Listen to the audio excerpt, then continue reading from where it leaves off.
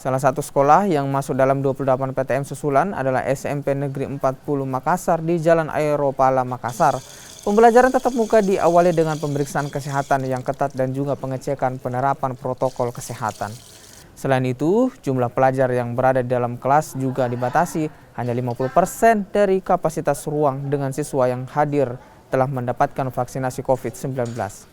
Untuk mencegah kerumunan, pembelajaran tatap muka dibuka dalam 2 sesi. Kalau sekolah daring, saya rasa ada enaknya, ada tidak enaknya juga.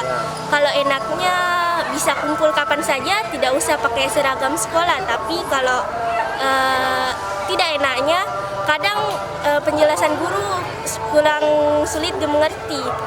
Sedangkan kalau sekolah daring, kita bisa langsung bertanya sama gurunya. Sebab itu tidak keseluruhan untuk masuk, karena masih ada beberapa peserta didik yang belum divaksin. Nah, untuk yang mereka yang sudah divaksin itu, jatah atau bagi kelas 7, 8, 9 itu diberi waktu hanya 2 hari dalam 1 pekan. Ya. Jadi kelas 7 masuk di hari Senin dan hari Kamis.